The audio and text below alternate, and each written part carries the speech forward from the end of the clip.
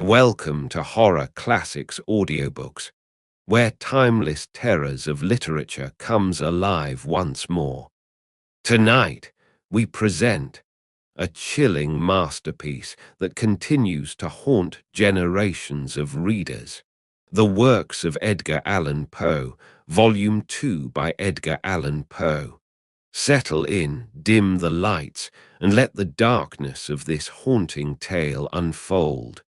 Now let the story begin. The Telltale Heart. True, nervous. Very, very dreadfully nervous I had been and am. But why will you say that I am mad? The disease had sharpened my senses, not destroyed, not dulled them. Above all was the sense of hearing acute. I heard all things in the heaven and in the earth. I heard many things in hell. How then am I mad? Hearken, and observe how healthily, how calmly I can tell you the whole story. It is impossible to say how first the idea entered my brain, but once conceived, it haunted me day and night. Object there was none. Passion there was none. I loved the old man. He had never wronged me.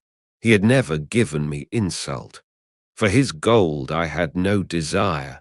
I think it was his eye. Yes, it was this. He had the eye of a vulture, a pale blue eye with a film over it. Whenever it fell upon me, my blood ran cold, and so by degrees, very gradually, I made up my mind to take the life of the old man, and thus rid myself of the eye forever. Now this is the point.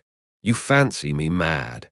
Madmen know nothing, but you should have seen me. You should have seen how wisely I proceeded, with what caution, with what foresight, with what dissimulation I went to work. I was never kinder to the old man than during the whole week before I killed him. And every night, about midnight, I turned the latch of his door and opened it. Oh, so gently. And then, when I had made an opening sufficient for my head, I put in a dark lantern, all closed, that no light shone out, and then I thrust in my head. Oh, you would have laughed to see how cunningly I thrust it in. I moved it slowly, very, very slowly, so that I might not disturb the old man's sleep.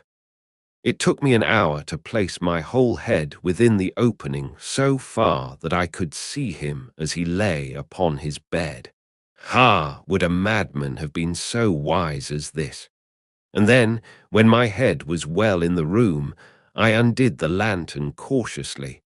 Oh, so cautiously, for the hinges creaked.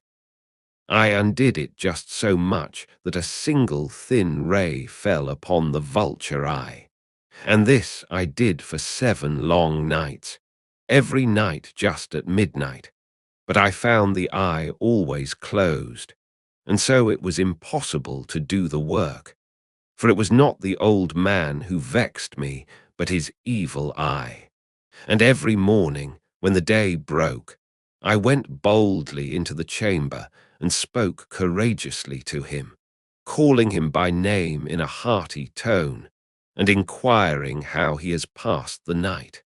So you see he would have been a very profound old man indeed, to suspect that every night, just at 12, I looked in upon him while he slept. Upon the 8th night, I was more than usually cautious in opening the door. A watch's minute hand moves more quickly than did mine. Never before that night had I felt the extent of my own powers, of my sagacity. I could scarcely contain my feelings of triumph.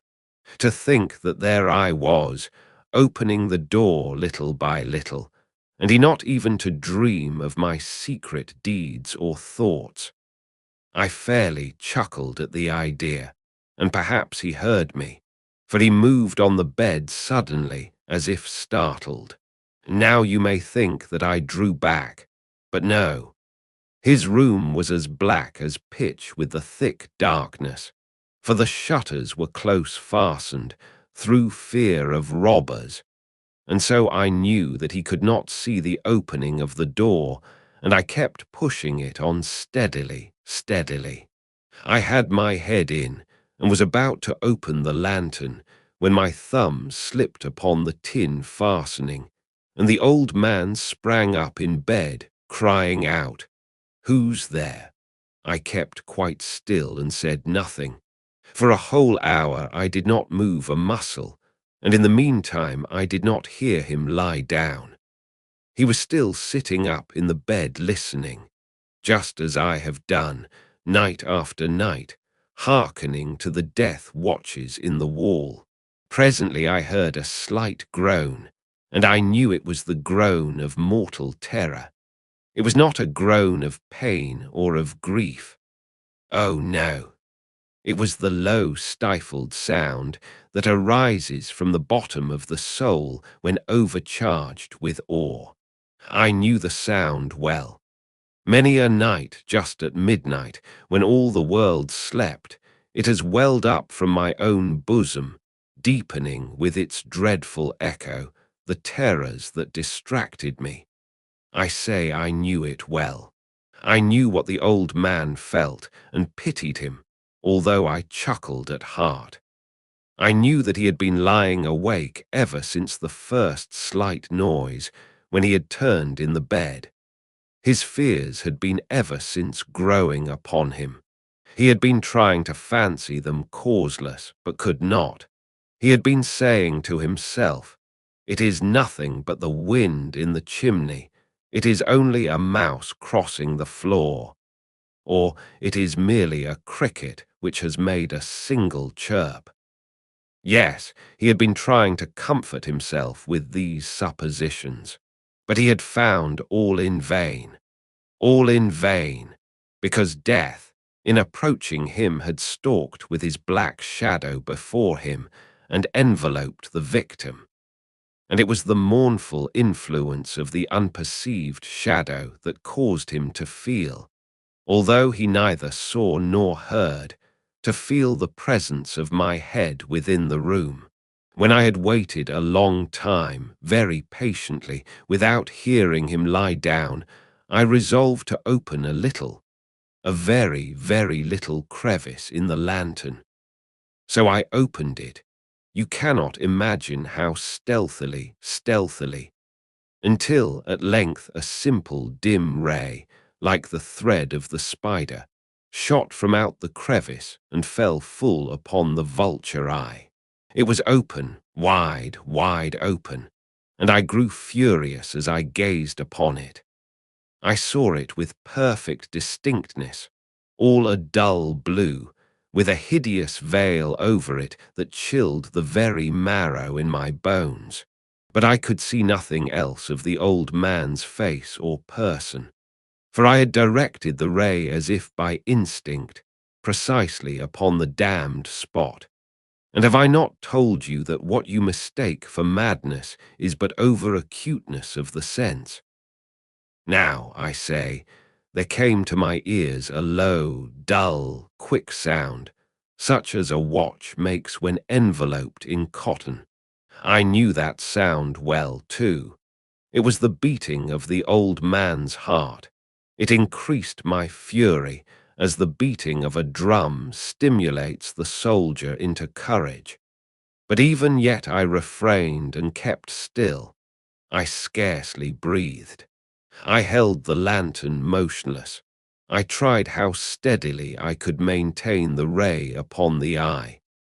Meantime, the hellish tattoo of the heart increased. It grew quicker and louder every instant. The old man's terror must have been extreme. It grew louder, I say, louder every moment. Do you mark me well? I have told you that I am nervous. So I am. And now, at the dead hour of the night, amid the dreadful silence of that old house, so strange a noise as this excited me to uncontrollable terror. Yet for some minutes longer I refrained and stood still. But the beating grew louder. I thought the heart must burst. And now a new anxiety seized me. The sound would be heard by a neighbor. The old man's hour had come. With a loud yell, I threw open the lantern and leaped into the room.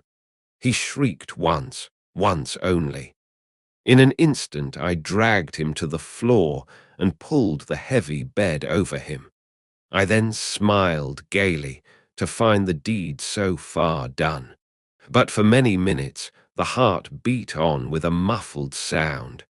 This, however, did not vex me. It would not be heard through the wall. At length it ceased. The old man was dead. I removed the bed and examined the corpse. Yes, he was stone dead. I placed my hand upon the heart and held it there many minutes. There was no pulsation. He was stone dead. His eye would trouble me no more. If still you think me mad, you will think so no longer when I describe the wise precautions I took for the concealment of the body. The night waned, and I worked hastily, but in silence. First of all, I dismembered the corpse. I cut off the head and the arms and the legs. I then took up 3 planks from the flooring of the chamber and deposited all between the scantlings. I then replaced the boards so cleverly, so cunningly, that no human eye, not even his, could have detected anything wrong. There was nothing to wash out, no stain of any kind, no blood spot whatever. I had been too wary for that. A tub had caught all, ha! When I had made an end of these labors, it was 4 o'clock, still dark as midnight. As the bell sounded the hour, there came a knocking at the street door. I went down to open it with a light heart, for what had I now to fear? There entered 3 men who introduced themselves with perfect suavity as officers of the police. A shriek had been heard by a neighbor during the night. Suspicion of foul play had been aroused. Information had been lodged at the police office, and they, the officers, had been deputed to search the premises. I smiled, for what had I to fear? I bade the gentlemen welcome. The shriek, I said, was my own in a dream. The old man I mentioned was absent in the country. I took my visitors all over the house. I bade them search well. I led them at length to his chamber. I showed them his treasures, secure, undisturbed. In the enthusiasm of my confidence, I brought chairs into the room and desired them here to rest from their fatigues, while I myself, in the wild audacity of my perfect triumph, placed my own seat upon the very spot beneath which reposed the corpse of the victim. The officers were satisfied. My manner had convinced them. I was singularly at ease. They sat, and while I answered cheerily, they chatted of familiar things. But ere long I felt myself getting pale and wished them gone. My head ached, and I fancied a ringing in my ears. But still they sat and still chatted. The ringing became more distinct. It continued and became more distinct. I talked more freely to get rid of the feeling, but it continued and gained definiteness, until at length I found that the noise was not within my ears. No doubt I now grew very pale, but I talked more fluently and with a heightened voice. Yet the sound increased, and what could I do? It was a low, dull, quick sound, much such a sound as a watch makes when enveloped in cotton. I gasped for breath, and yet the officers heard it not. I talked more quickly, more vehemently, but the noise steadily increased. I arose and argued about trifles in a high key and with violent gesticulations, but the noise steadily increased. Why would they not be gone? I paced the floor to and fro with heavy strides, as if excited to fury by the observations of the men, but the noise steadily increased. Oh God, what could I do? I foamed, I raved, I swore. I swung the chair upon which I had been sitting and grated it upon the boards, but the noise arose over all and continually increased. It grew louder, louder, louder, and still the men chatted pleasantly and smiled. Was it possible they heard not? Almighty God! No, no, they heard, they suspected, they knew. They were making a mockery of my horror. This I thought, and this I think. But anything was better than this agony. Anything was more tolerable than this derision. I could bear those hypocritical smiles no longer. I felt that I must scream or die, and now, again. Hark! Louder, louder, louder, louder. Villains, I shrieked, dissemble no more. I admit the deed. Tear up the planks. Here, here. It is the beating of his hideous heart. That wraps up chapter 20 of the works of Edgar Allan Poe, Volume 2. The next chapter is already live. Click the link in the description or the card above to continue the story.